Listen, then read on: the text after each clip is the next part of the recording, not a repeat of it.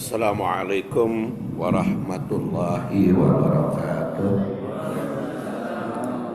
Alhamdulillah wassalatu wassalamu ala Rasulillah wa ala alihi wa sahbihi wa mawala. Jamaah rahimakumullah, pagi ini kita lanjutkan bahasan surat Al-Baqarah 240 tentang fikih keluarga berkaitan dengan otoritas perempuan pasca ditinggal wafat suaminya. Ini bagian kedua ya, yaitu ayatnya a'udzubillahi minasyaitonirrajim walladzina yutawaffawna minkum wa yadaruna azwaja wasiyatan li azwajihim mata'an ilal haul fa in kharajna fala junaha alaikum fima fa'alna fi anfusihinna mim ma'ruf wallahu azizun hakim. Dan orang-orang yang wafat yutawaffawna diwafatkan oleh Allah tentu minkum di antara kalian wayadaruna dan meninggalkan azwajan istri. Kalau di sini mah azwaj artinya istri. Wasiatan maka wasiat di azwajihim untuk para istrinya itu mata'an atau mengambil kesenangan menikmati harta yang ditinggalkan oleh suami tersebut ilal haul sampai 1 tahun ghairu ikhraj tanpa keluar dari rumah si suami tersebut. Fa in kharajna, tapi kalau keluar fala junaha alaikum, tidak dosa bagi kalian. Di sini mah kalian mah bagi semua. Tentang apa? Fi ma fa'alna, apa yang ditinggalkan, apa yang dilakukan fi anfusina dalam urusan dirinya sendiri mim ma'ruf, dalam keadaan ma'ruf. Ini otoritasnya di sini. Jadi kalau si perempuan ditinggal wafat oleh suami, maka dia punya otoritas. Apakah mendiami rumah suami sampai 1 tahun dan menikmati hartanya, ataukah mau keluar dari suami tersebut, dari rumah atau dari fasilitas yang dimiliki suami itu sehingga kembali kepada keluarganya. Dia punya otoritas untuk menentukan. Wallahu azizun hakim, dan Allah maha perkasa lagi maha bijaksana. Ini sambungan yang lalu. Pada pertemuan yang lalu sudah sampai bab 3, bab 1 sampai bab 3. Maka kita lihat sekarang tanasub ayat dengan ayat, karena ayat dengan ayat tidak terpisah, ini merupakan satu kesatuan. Dan kebetulan susunan Quran mah gitu. Kita ketahui ya, Quran mah jadi babna teh sistematika Quran mah babna teh acrok-acrokan kalau ditinjau dari sudut bab fikih. Jadi seperti kisah Nabi Musa, kan di Al-Baqarah mah sudah dewasa Nabi Musa teh. Dan Nabi Musa ke anak-anak mah di Al-Qasas ikon jauh sekali gitu, perpindahan. Begitu pula tentang kisah Nabi Isa. Tentang perkawinan juga kan, perkawinan di Al-Baqarah urusan kematian di sini. Karena urusan nikahnya mah di An-Nisa. Jadi ya begitulah Al-Quran sistematikanya, sehingga bikin penasaran untuk membaca seluruh Al-Quran. Makanya kalau Quran mah kalau belum dipahami baca terus. Mau dipahami mau tidak, pokoknya baca aja terus kalau Quran supaya mendapatkan ilmu yang secara keseluruhan. Nah, tanasub ayat ini pertama kali kita kaitkan dengan ayat sebelumnya. Surat dalam kajian ulumul Quran itu ilmu yang membahas korelasi atau hubungan antara ayat tersebut dikenal dengan ilmu munasabah atau ilmu tanasub atau tanasub ayat, makna ayat. Dan kita akan menemukan korelasi surat Al-Baqarah 240 ini dengan ayat-ayat sebelumnya. Tidak akan memperkaya analisis kajian ini, buku ini. Karena hal ini membuktikan bahwa perlindungan terhadap perempuan bukanlah aturan yang terpisah, melainkan bagian dari desain besar syariat Islam. Dan jika menelaah aturan ayat-ayat dalam surat Al-Baqarah 240 ini memiliki korelasi atau tanasub yang cukup luas, tanasub yang sangat indah, sehingga multidimensi dengan ayat-ayat sebelumnya. Banyak kita perhatikan, yang pertama ayat 234 sampai 237. Secara kaitan Al-Baqarah ayat 226 hingga ayat 241, dari 226 sampai 241 itu merupakan satu kesatuan tema besar tentang ahkam al-usrah atau hukum keluarga, hukum perkawinan, hukum kekeluargaan. Itu merupakan satu kesatuan.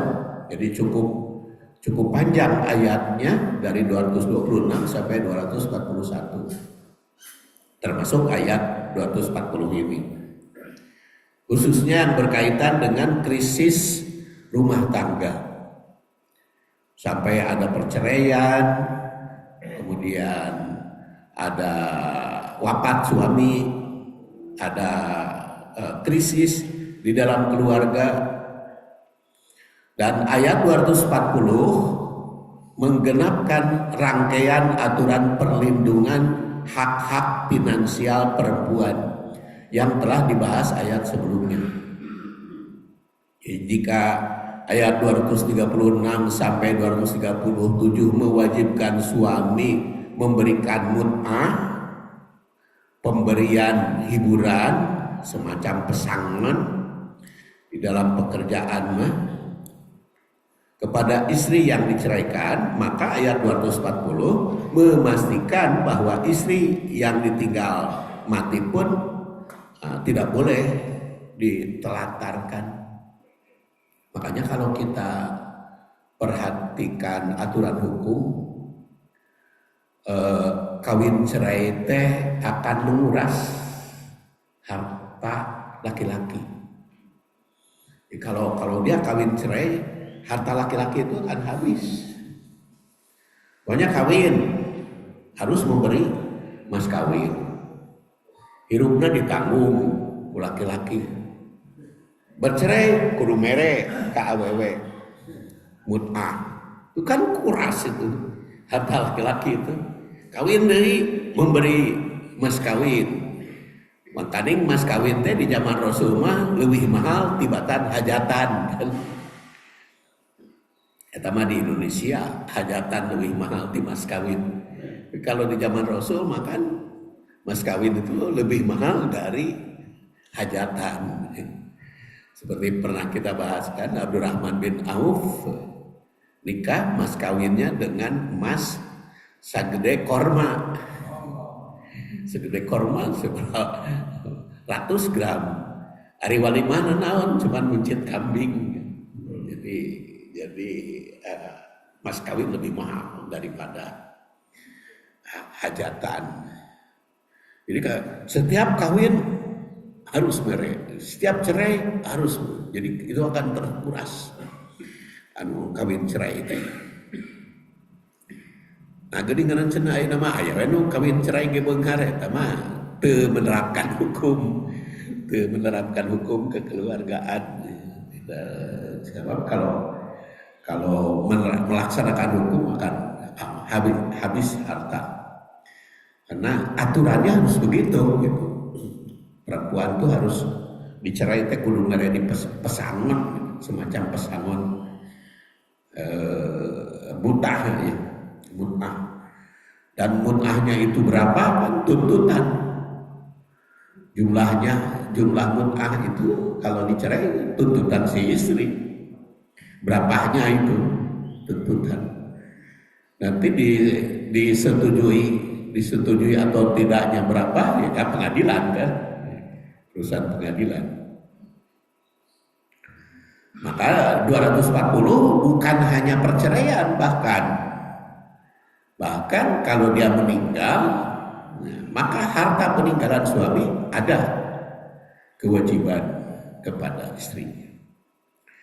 Kematian itu tidak menggugurkan hak perempuan untuk mendapatkan jaminan ekonomi, yaitu mulai wasiat atau nafkah setahun.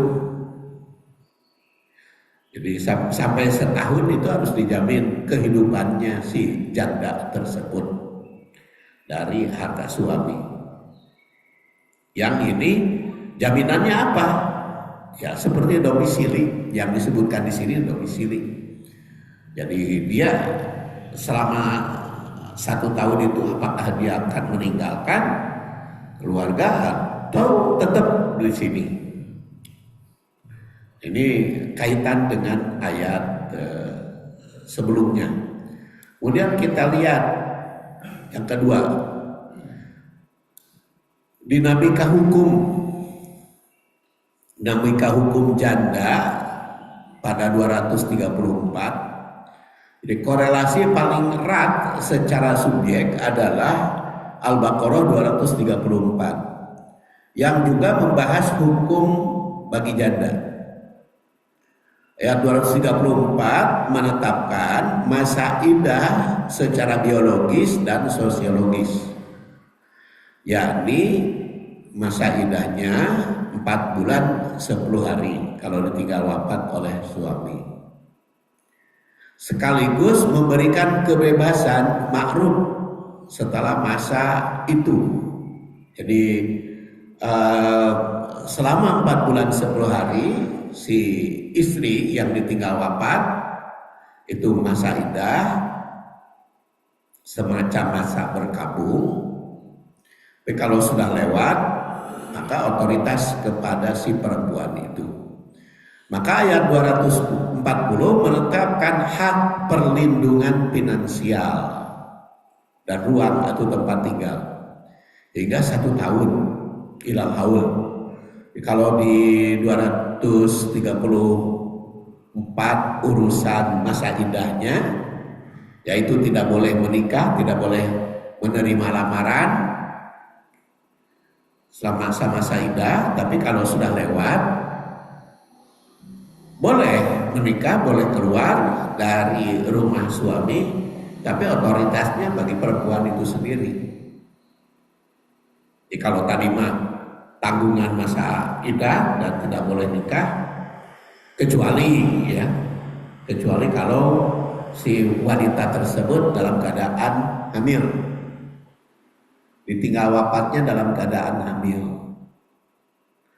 Terus sudah dibahas, kalau dalam keadaan hamil habis masa idahnya adalah melahirkan.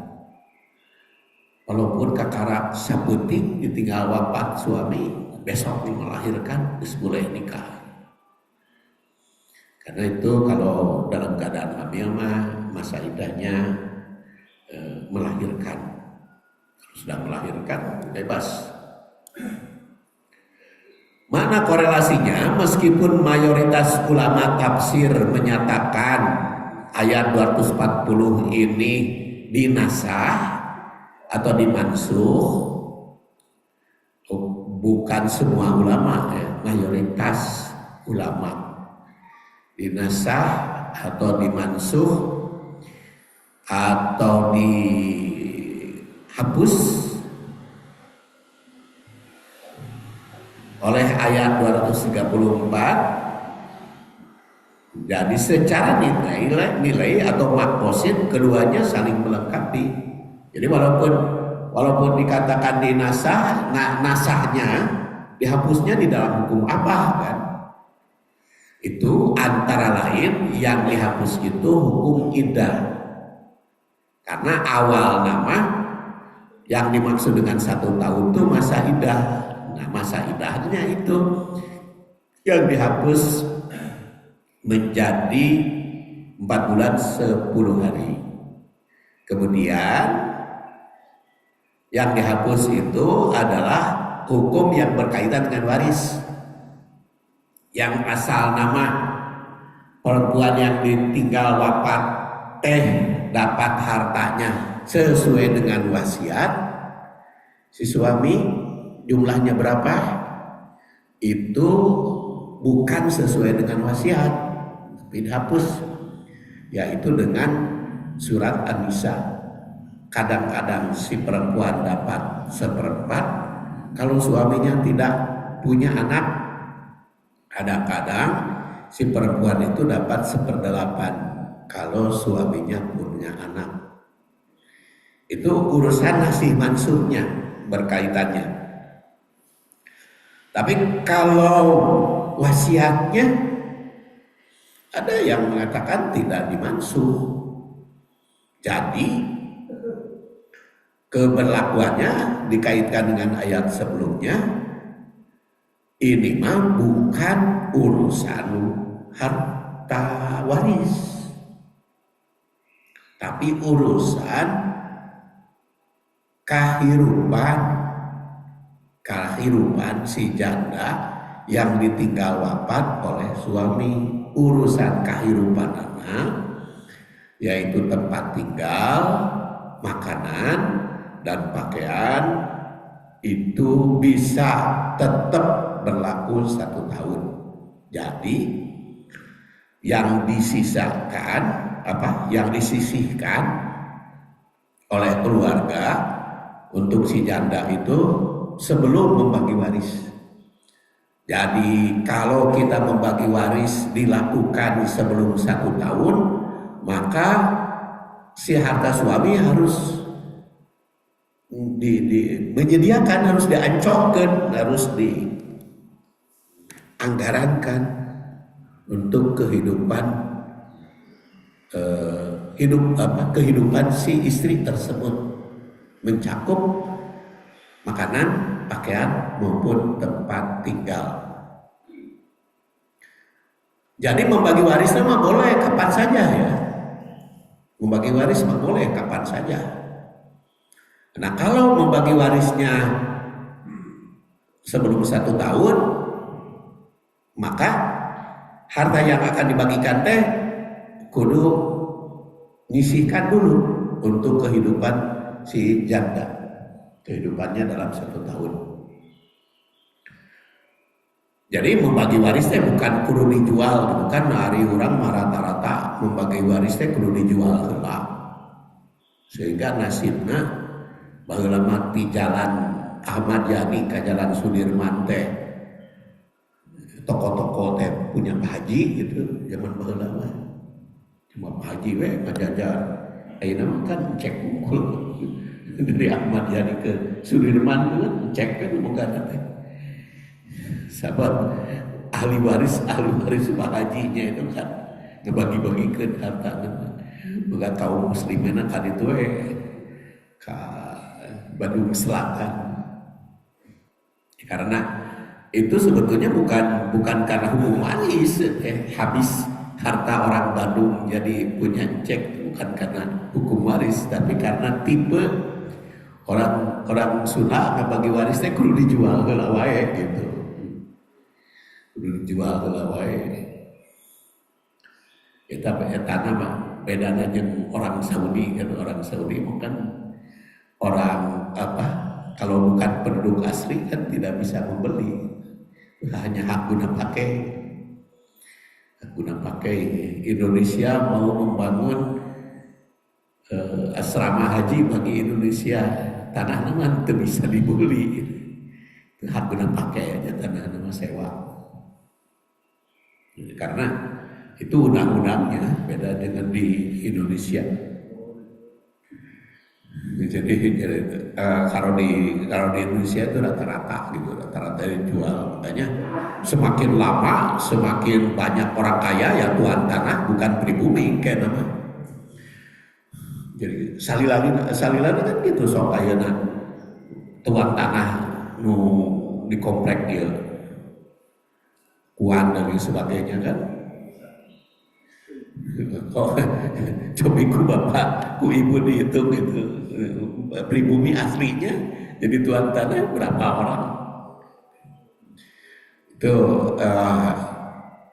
ya bukan, itu bukan urusan hukum. Memang di dalam Islam boleh aja kalau menjual gitu.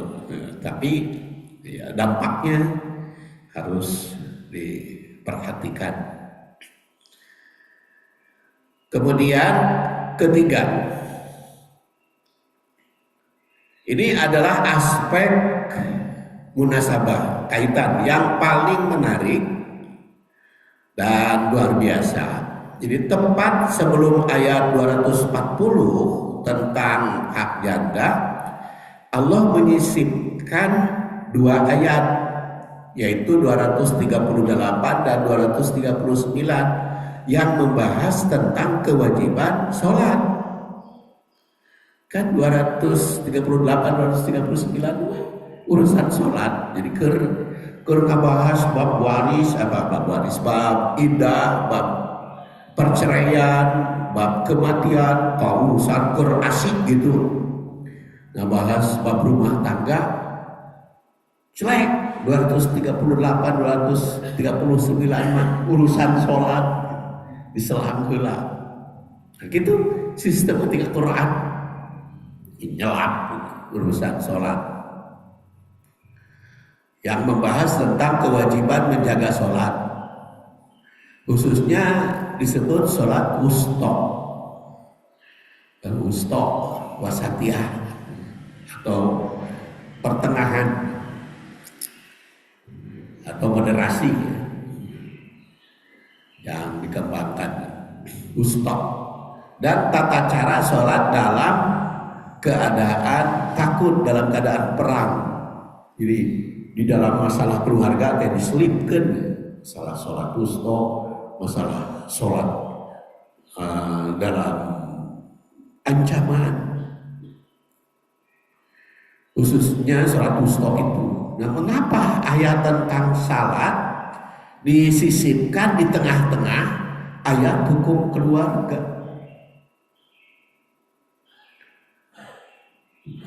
Perceraian dan warisan janda.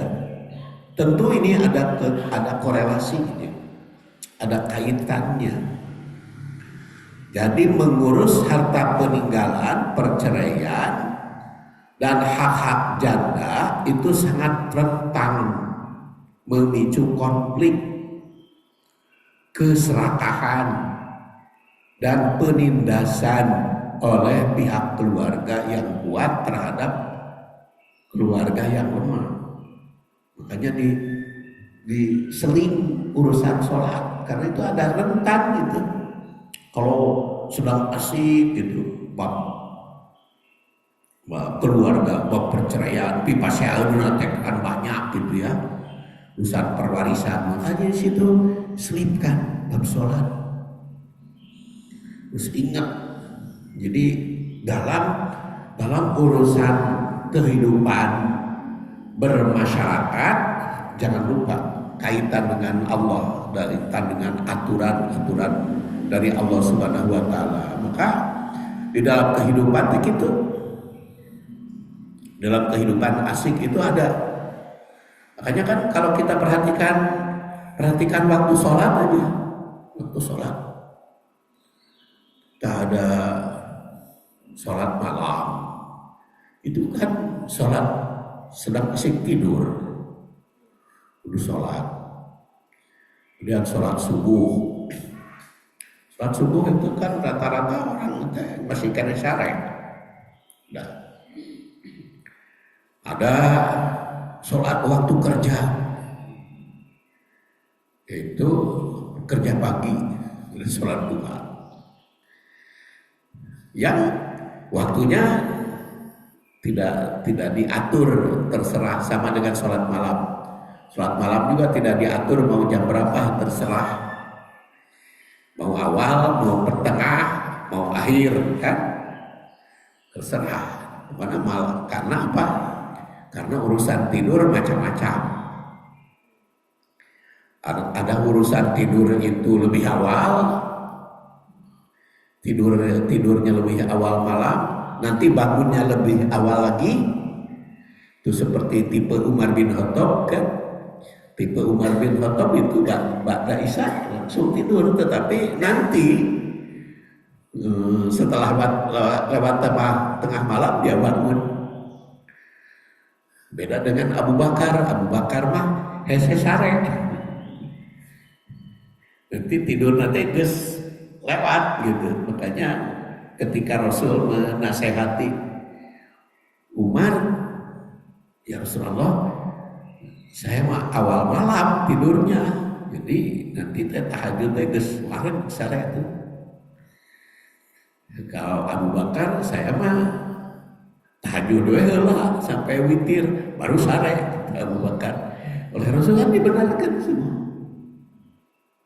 Oleh Rasul dibenarkan semua. Walaupun ketika Salman Al-Farisi bertemu dengan Abu Darda, beda kan? Salman Al-Farisi bersaudara dipersaudarakan dengan Abu Darda. Dia nginap di rumah Abu Darda. Abu Darda sudah bangun awal malam. Kata Salman, tidurlah, sekarang awal malam. Jangan dulu qiyamul lail atuh ya, kieu mah dulu kene tidur aja dulu. Tidur, tengah malam bangun, tegur ku Salman, can bareng atuh sareng ge. Can bareng atuh sareng ge. Baru di sepertiga malam dia bangun tah. Ayeuna mah hayu urang salat tahajud geus akhir malam, kata Salman. Ya sing ingat, kata Salman, kan ya Allah juga punya hak, tapi kan kamu juga punya hak. Itu istri kamu juga kan punya hak. Bingung kan itu. Budak teh itu kumaha itu yang tahajud disuruh sare. Ini kan keperselisihan itu dibawa kepada Rasul. Ya Rasulullah, kumaha ke Salman? Waktu saya sadap sahur disuruh buka karena dia tidak mau makan kalau itu dibarengan. Makanya kan saya tadi sahur suruh buka, terpaksa saya buka demi hormat tamu, kata Abu Darda. Mau bangun malam disuruh tidur. Mah jadi dia nandeskan bahwa keluarga punya hak, badan punya hak, Allah punya hak. Akhirnya perselisihan itu oleh Rasul dikatakan sholako itu Salman, benar itu Salman tuh. Jadi dibenarkan malah Salman gitu. Dibenarkannya itu apa? Jadi karena wasatiyah. Jadi wasatiyah. Jadi kalau urusan ibadah ta'abudi tompoho karena muamalah. Urusan muamalah tompoho ka urusan ta'abudi. Makanya di sini dikatakan sedang membahas bab urusan perceraian, urusan wafat, urusan kehidupan berkeluarga, selipkan bab sholat supaya menyatu gitu. Dan memang di dalam prakteknya begitu, menyatu. Jadi sedang asik-asik bekerja kesibukan sholat. Makanya disebut duha karena waktunya panjang. Atau disebut awabin karena sibuk ditinggalkan heula. Disebut awabir, sholat duha, sholat isyraq, itu nama-namanya beda-beda ya. Jadi walaupun bisa juga setelah sholat subuh seperti sekarang ini kita ditutup dengan isyraq tersebut. Jadi ini persis aturan-aturannya. Jadi perintah menjaga sholat itu ditetapkan persis sebelum hak janda. Sebelum hak janda untuk mengingatkan para wali dan ahli waris. Jika kalian mampu menjaga sholat, itu hak Allah, maka kalian juga harus mampu menjaga hak-hak perempuan. Sampai atuh Rasul ini mah keur khutbah, khutbah haji wada, wukuf di Arafah. Sedang wukuf di Arafah, kan wukuf teh asik-asik na ritual itu. Wukuf itu. Lalu Rasul khutbah. Dalam khutbahnya itu wastausu bin nisa'i khaira. Isi dalam khutbahnya itu, hei hati-hati para suami sing ingat ka pamajikan. Keur khutbah. Wastausu bin nisa'i khaira. Hei para suami sing ingat ka pamajikan, wastausu bin nisa'i khaira. Terus disebutkan oleh Rasul teh hak istri apa hukum di Arafah, hak suami apa. Sok ayeuna urang upami ngadangu khutbah hukum, pasti itu ritual. Sekarang kan kita setiap hukum kan kita bisa dengar khutbah Syekh itu, Syekh Saudi. Itu khutbahnya itu disalin ke 9 bahasa ya, yang resmi sekarang 9 bahasa, ada bahasa Indonesianya. Dan dengarkan khutbahnya pasti itu urusan ritual, urusan ta'abudi. Rasulullah malah nyelipkeun gitu dalam khutbah. Maka saya akan coba khutbah tahun ini mah mereka bahas ngebahas khutbah Rasul. Jadi apa sebetulnya khutbah Rasul? Saya akan bahas yang antara lain jadi dalam hadis riwayat Tirmidzi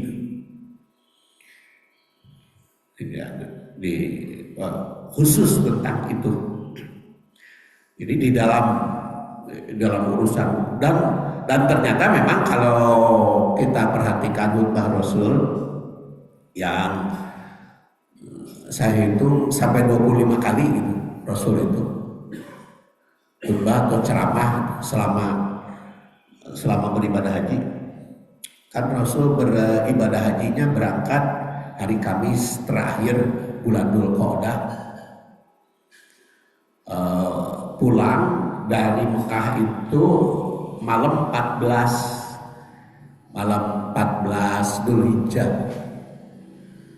dan sampai ke Mekahnya Rasul itu tanggal 4. Jadi Rasul dari Madinah tanggal 25 malam, tanggal 25, kemudian sampai ke Mekah tanggal 4, jadi 8 hari perjalanan.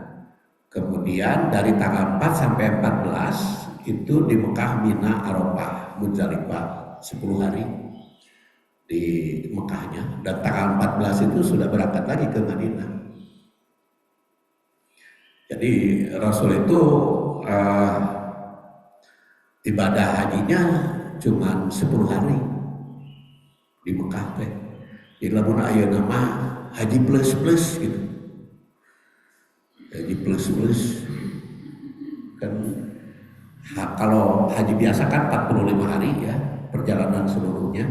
Kalau Rasul mah dari perjalanan sampai pulang lagi itu sekitar 25 hari. Yang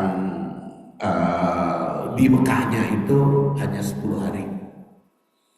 Dan Dari perjalanan berangkat dari Madinah sehingga pulang lagi itu saya hitung khutbahnya 25 kali. Jadi lebih banyak membimbing gitu. Hari mimpin doa nama Rasul cuma saeutik gitu. Robbana atina fid dunya hasanah fil akhirati hasanah wa qina adzabannar. Kalau doa tawaf doa itu sa'i dari sebagainya itu kan macam-macam aja, tergantung sahabat mau minta naon kan. Doa tawaf kan itu dipimpin oleh Rasul, Rabbana atina fid dunya hasanah wa fil akhirati hasanah. Itu yang dipimpin, yang lain-lainnya para sahabat aja macam-macam. Itu seragam. Tapi di Indonesia nu seragamkeun mah gitu ya. Kan di Indonesia nu seragamkeun ku doa manasik ya. Teman ada doa manasik. Jadi jamaah haji Indonesia mah doa teh kudu sarua gitu di penta teh. Terbitkeun oleh Departemen Agama kan. Doa teh kudu sarua. Jadi kalau kita perhatikan memang Rasul nu sarua teh eta we. Benar tidak pindah di hasanah, wabil akhirati hasanah wa qina adzabannar. Bismillahirrahmanirrahim aja kan ada beda-beda kalangan para sahabat. Itu sebanyak 25 kali khutbah Rasul selama perjalanan haji itu macam-macam urusan, bukan hanya urusan akhirat. Sama-sama sampai politik, masalah riba, masalah hukum jahiliyah, masalah banyak sekali itu, banyak sekali.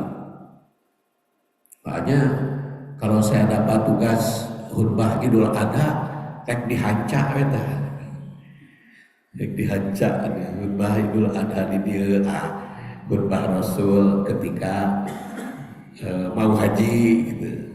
Oke, ketika sampai di Muzdalifah di Dzul Hulaifah, jadi kan dihancak supaya khutbah itu teh ulah sarua gitu. Jadi antara khutbah yang satu dengan khutbah yang dua teh harus ada bedana, ulah jangan sampai itu siapa Pak khotibnya Pak Saifudin pasti ngebahas eta. Tak ulah diikat gitu kan, karena direkam di YouTube makan terus. Jadi ada bagusnya para khotib gitu, para khotib. Jadi ya beda-beda lah satu tempat ke tempat yang lain. Walaupun mungkin ada intinya mah, ada yang berkaitan. Karena ternyata Rasul itu kalau 25 kali khutbah itu bisa 25 tahunan itu khutbah Rasul selama ibadah haji itu 25 tahunan. Kemudian kita berlanjut lagi.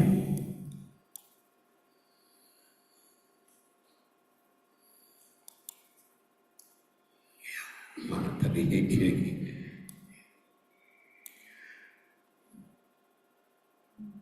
Korelasi berikutnya, jadi Al-Quran itu hak perempuan tersebut dengan pilar-pilar spiritual diselipkan. Jadi sedang membahas ayat-ayat perempuan, diselipkan salat, diselipkan ibadah sholat, itu merupakan pilar dan menyusunnya dalam satu nafas. Hanya beda nomor ayat, tapi dalam satu napas, satu irama, satu kesatuan dalam Al-Baqarah. Ini menunjukkan bahwa menelantarkan janda atau merampas otoritasnya adalah bentuk pelanggaran hukum.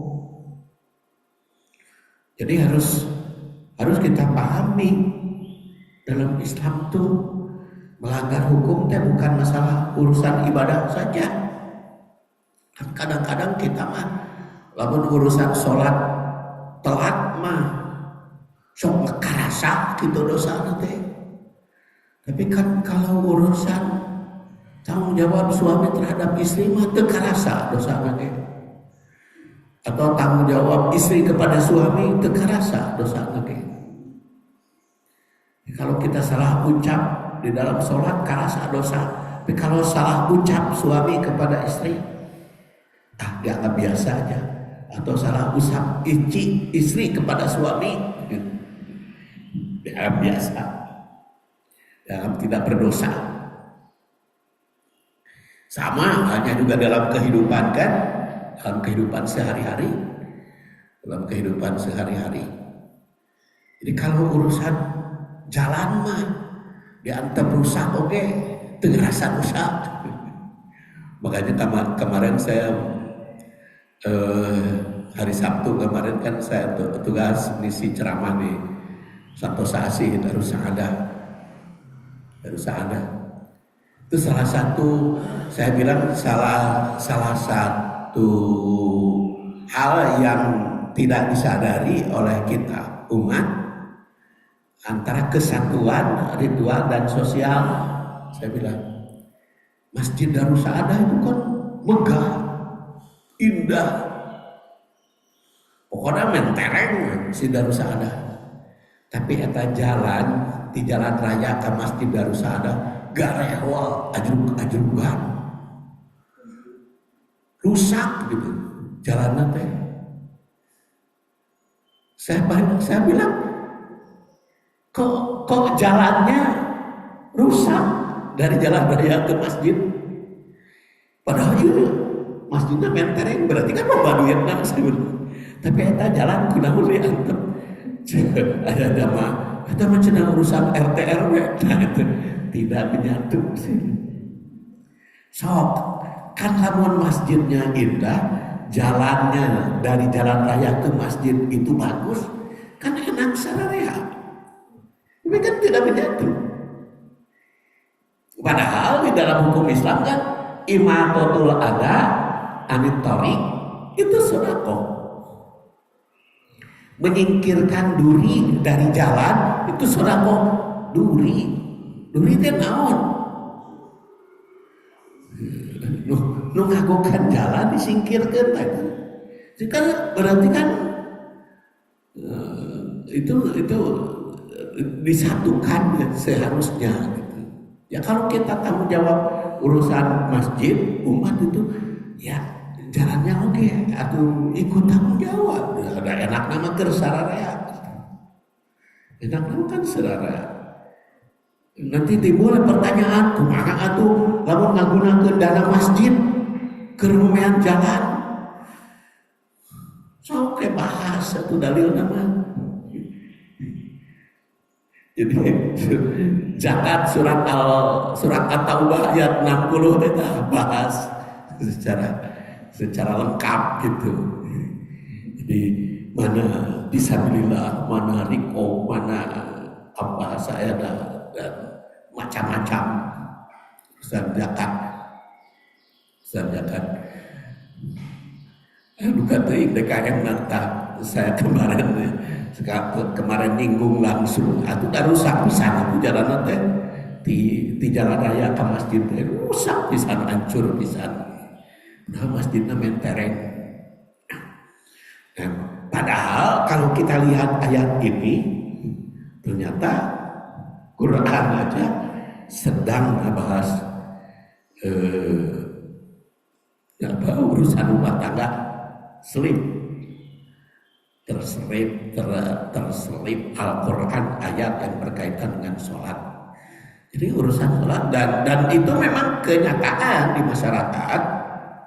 Banyak orang itu kalau ritual merasa dosa karasa gitu, tapi kalau urusan sosial itu karasa dosa. Kurban aja kan masih banyak di kita orang kaya, satu kepala keluarga kurban nya berapa orang gitu. Padahal kan kalau kita perhatikan di dalam hadis kan, ala kulli ahli baitin udhiya fi kulli amin, ala kulli ahli baitin, diperintah kurban itu ala kulli ahli baitin, satu ahli bait satu kurban udhiya. Jadi bukan setiap orang dalam keluarga itu. Seperti saya punya anak 4, nu 4 kabeh geus kararawin, sudah nikah, baik yang perempuan maupun yang laki-laki. Berarti kalau mun geus kawin, jadi keluarga saya 5 ahli baitnya. Anak saya yang cikal 1 ahli bait, 1 kurban. Karena 1 ahli bait. Anak saya kedua 1 ahli bait, ketiga. Bukan berarti saya berdua 1 ahli bait dengan istri, bukan harus 2. Jadi kalau berdasar hadis itu, saya 1, si cikal 1, kedua 1, ketiga 1, keempat 1, jadi 1 keluarga itu yang jumlahnya 22 ya, Bani Saifuddin itu dengan anak cucu jumlah semuanya bukan harus 22, tapi 5, 1 ahli bait. Karena di dalam hadis dikatakan ala kulli ahli baitin, perintahnya 1 ahli bait. Lalu kan kaya, ya mah nya kaya tuh harta yang lain untuk kepentingan muamalat yang lain, untuk kepentingan jalan gitu bantu, kepentingan orang yang butuhkan dana banyak sekali. Itu makanya kenapa ada aturan-aturan. Terus kan mustahik kurban mah beda jeung zakat. Zakat mah kan 8 asnaf itu. Kalau mustahik kurban kan 5. Udah saya bahas tahun yang lalu. Mustahik kurban itu 5 kelompok. Yaitu konsumsi di tempat penyembelihan. Yang kedua, orang yang berkurban. Yang ketiga, tetangga. Yang keempat, fakir miskin. Yang kelima, diawetkeun. Jadi domba sapi mah jeung domba kudu aya nu diawetkeun, wadahiru kuha ya, bukan wadahiru kuha. Wadahiru kuha tahun, wadahiru kuha. Jadi aya hewan kurban mah harus ada yang diawetkeun. Kan 5 itu. Kan itu dimansuh yang awalnya mengharuskan habis 3 hari itu kan dimansuh oleh Rasul. Kan sahabat itu bertanya, ya Rasulullah, apakah seperti tahun yang lalu kita bagikan semua daging hewan itu harus habis? Kata Rasulullah, lah tidak. Eta mah kamarieu keur butuh. Mata kudu dibagikan habis. Ayeuna mapan loba barogaeun kurban ge awetkeun saware. Bila mana perlu kuat 1 tahunan gitu. Jadi nyambung karena daging mah ada ukurannya. Makan daging mantong yang pada musim kurban padahal daging 1 kilo untuk diawetkeun ge. Ada aturannya tetap aja. Kalau daging mah aturan tetap aja. Berapa on sih setiap laki-laki setiap orang itu makan daging berapa gram? Ya tanya we teh ke ahli dikri ke ahli gizi tanya. Biasa aja walaupun musim kurban tong sekaligus wareg gitu. Besok eureun itu wadahiru awetkeun. Diawet-awet gitu. Itu itu kurban, itu kurban.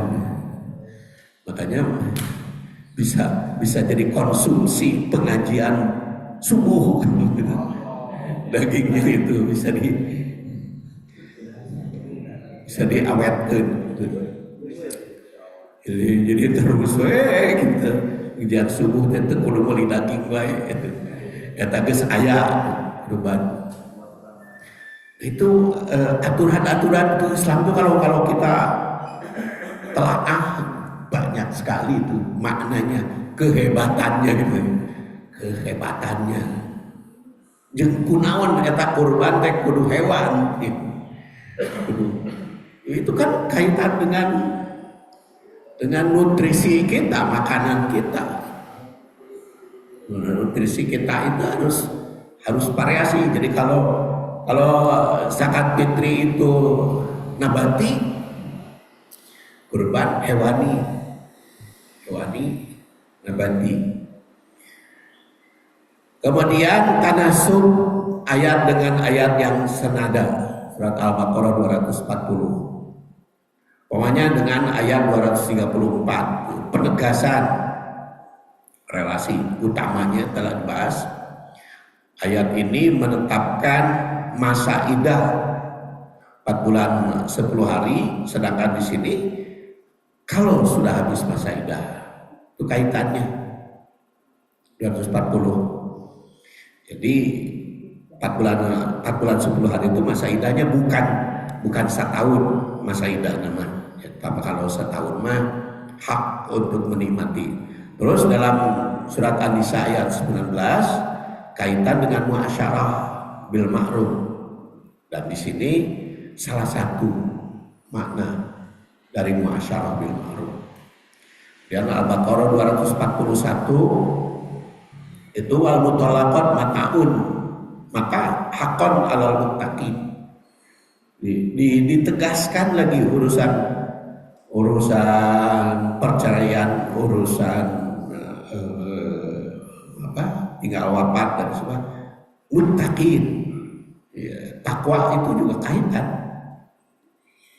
Bukan masalah takwa itu bukan hanya imtisalul awamir wajtinabun nawahi, itu bukan hanya urusan ibadah, tapi juga sering kan kita menafsirkan takwa itu adalah imtisalul awamir wajtinabun nawahi, melaksanakan perintah menjauhi larangan.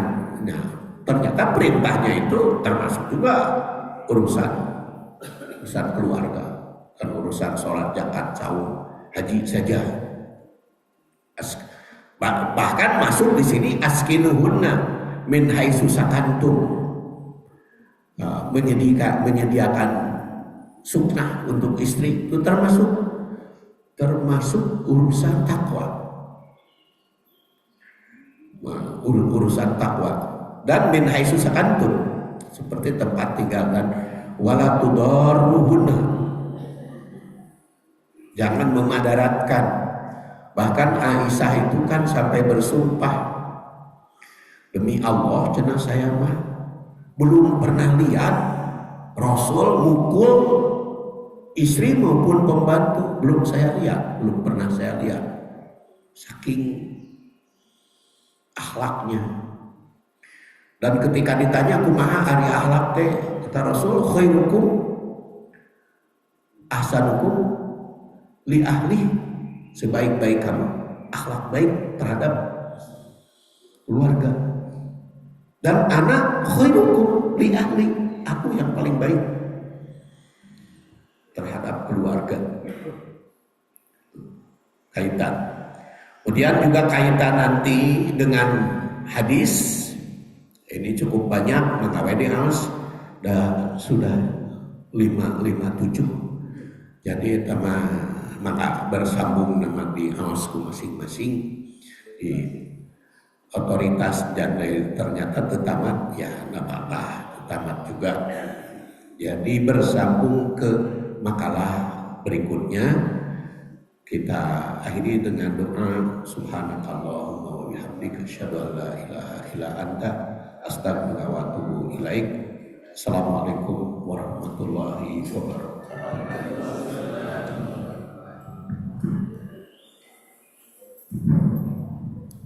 Terima kasih kepada Pak Yusuf Saifuddin ASM yang sudah